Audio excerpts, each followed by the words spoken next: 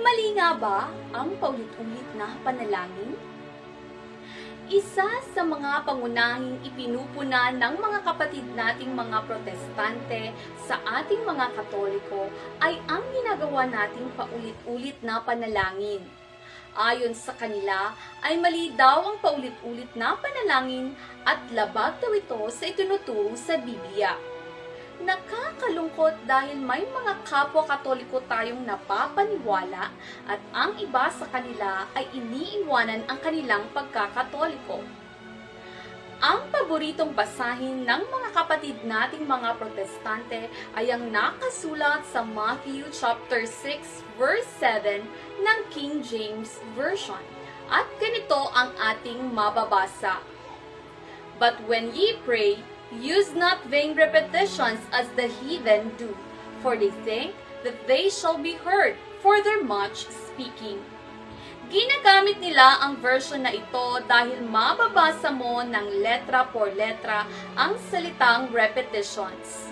Pero alam po ba natin na sa ibang translations ng Bible na ginagamit ng mga Protestante ay hindi natin mababasa ang salitang repetitions? Magbibigay po tayo ng dalawang Protestanteng Bible translations. Sa New International Version na paboritong salin ng mga kapatid nating mga born again, ay ganito ang ating mababasa. And when you pray, do not keep on babbling like pagans, for they think they will be heard because of their many words.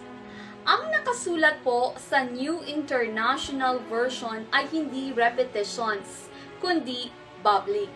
Ang ibig sabihin ng babbling ay the action or fact of talking rapidly and continuously in a foolish, excited, or incomprehensible way.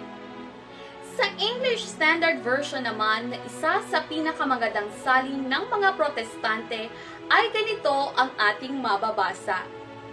And when you pray, do not heap up empty phrases as the Gentiles do, for they think that they will be heard for their many words. So maliwanag na ang English Standard Version at New International Version ay magkaiba sa salin ng King James Version. Ngayon, kahit pa gamitin ng mga kapatid nating mga Protestante ang salin ng King James Version at bigyan ng pansin ang salitang vain repetitions, ay hindi pa rin po ito patotoo na ang lahat ng panalangin paulit-ulit ay mali na.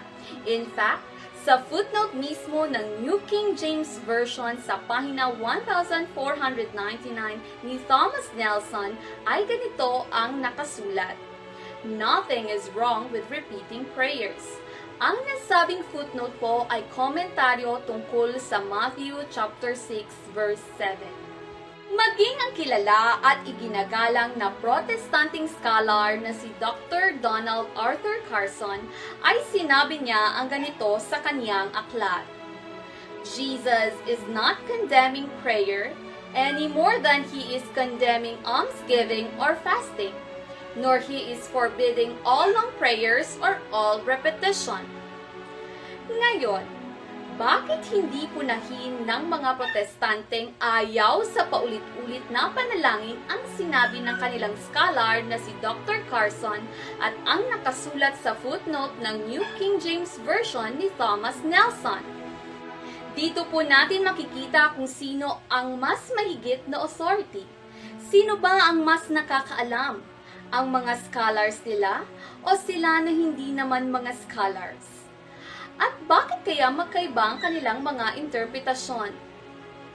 Tandaan po natin na ang nakasulat sa King James Version ay vain repetitions o walang kabuluhang paulit-ulit. Ngayon, ito ba ay tumutukoy sa ating mga panalangin? Ang sagot po ay hindi. Sa Holy Rosary ay inuulit-ulit natin ang Ama namin.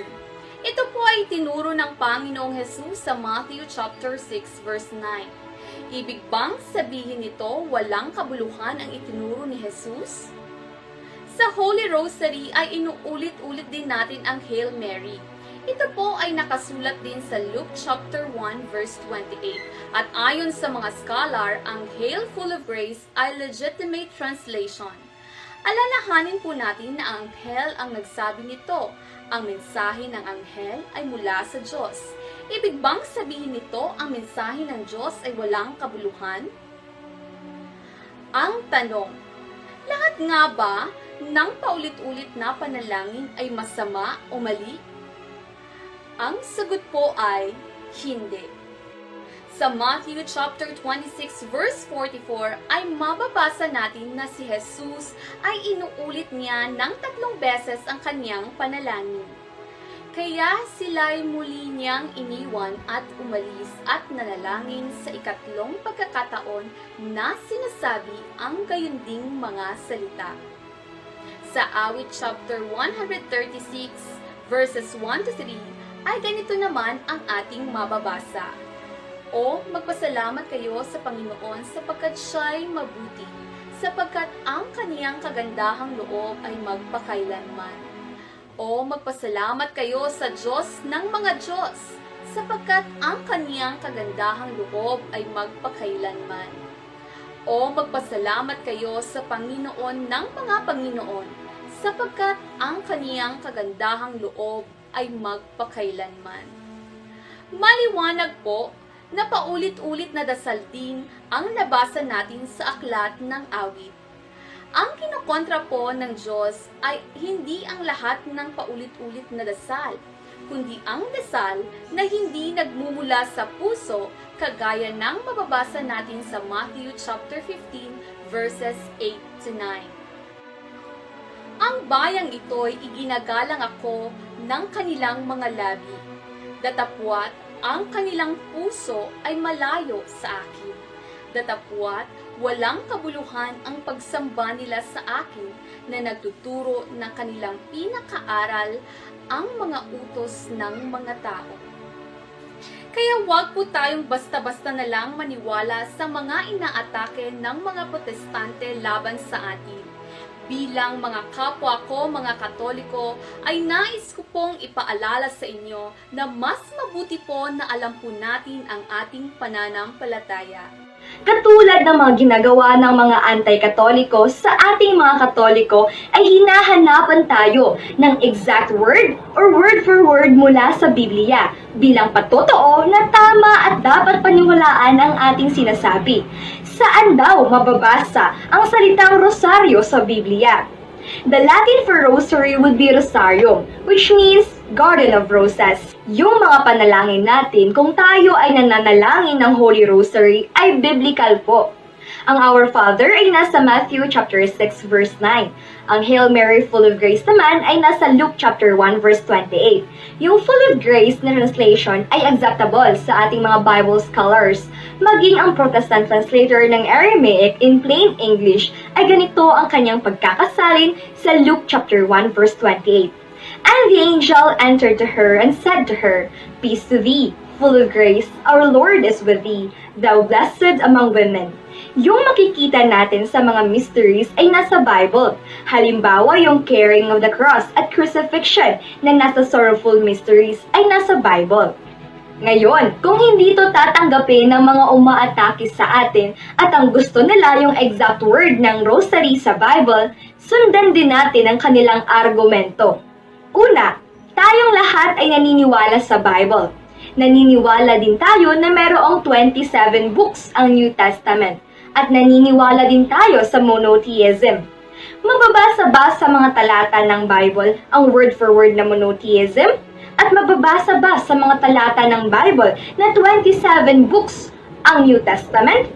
Kung ganon, dahil hindi na ba dapat itong paniwalaan pa? Pangalawa, kung word for word na lang ang sukatan at basihan ng katotohanan, saan din mababasa sa Biblia ang word for word ng salitang rapture? Ang mga umaatake sa atin kasi ay mahilig sa rapture.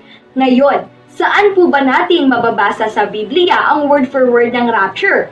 Maliban dyan, yung mga founder ng ibang relihiyon, saan mababasa ang pangalan nila sa Biblia? Ang problema ngayon sa mga umaatake sa atin ay kapag gumamit tayo ng word for word at kapag ibinalik sa kanila ang kanilang estilo, nagagalit sila. Ang pagbabasa po ng Biblia ay ginagamitan ng common sense. At higit sa lahat, isinasabuhay ito. Wala pong matinong scholar ng Bible, maging sa mga panig ng mga protestante, ang gumagamit ng istilong ito. Dahil maging ang mga protestanteng scholar ay itinuturing ito na fallacy.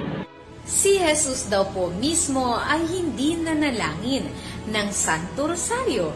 Kaya, bakit tayo mananalangin? Brothers and sisters, tayo po ang dapat na manalangin ng Holy Rosary at hindi ang Panginoong Jesus. Dahil siya po ay perfect at wala pong kasalanan. Tayo po ay makasalanan at dapat po tayong manalangin ng Holy Rosary. At titingnan po dapat natin kung ano ang laman ng mga dalangin sa loob ng Holy Rosary. Tingnan po natin. Sa Our Father, naroon po ang "And forgive us our trespasses, as we forgive those who trespass against us." Sa Hail Mary naman po ay mayroong "Pray for us sinners, now and at the hour of death." Brothers and sisters, si Jesus ba ay may kasalanan? O siya ba ay makasalanan para mag-pray ng rosary at banggitin ang mga salitang ito? Tandaan po natin, brothers and sisters, si Jesus po ay perfect ayon sa Hebrew chapter 7 verse 26 at 1 Peter chapter 2 verse 22. Pero tulad po natin na inuulit-ulit natin ang ating mga panalangin at mahaba ito tulad ng Santo Rosario, si Jesus po mismo ay nanalangin ng paulit-ulit sa Matthew chapter 26 verse 44 at nanalangin din siya ng mahaba sa Luke chapter 6 verse 12. Ang panalangin Hail Mary ay hindi direct to God. Bakit pa daw kailangan dumaan kay Mary? Dahil sabi ni Jesus sa John chapter 14 verse 6, Jesus said to him, "I am the way, the truth, and the life. No one comes to the Father except through me." Brothers and sisters, ito daw po ay nagpapatunay na dapat direct to God tayo. Paano po natin sasagutin ito? Una, kung direct to God pala palagi ang tama, bakit din humihingi ng prayer ang mga protestante sa kanilang mga pastor at sinasabi nila na, "Pastor, please pray for me"? Bakit hindi na lang sila dumirekta sa panalangin sa Diyos? Pangalawa, yung Hail Mary full of grace, at least nasa Bible. Sinunod nga ng isang pastor protestante sa kanyang translation na Aramaic Bible in plain English. Ang sabi po doon, "And the angel entered to her and said to her, Peace to thee, full of grace, our Lord is with thee, thou blessed among women." Pero yung personal na prayer ni pastor, saan mababasa ng word for word sa Biblia? Pangatlo, out of context po ang ginagawa sa Juan chapter 14 verse 6. Hindi naman po sinasabi sa context ng John chapter 14 na bawal humingi ng prayers kay Mother Mary. Kaya nasabi ni Jesus ang "I am the way, the truth, and the life" dahil sa 1 chapter 14 verse 5, nagtanong si Tomas ng ganito, "Panginoon, hindi po namin alam kung saan kayo pupunta. Paano namin malalaman ang daan?"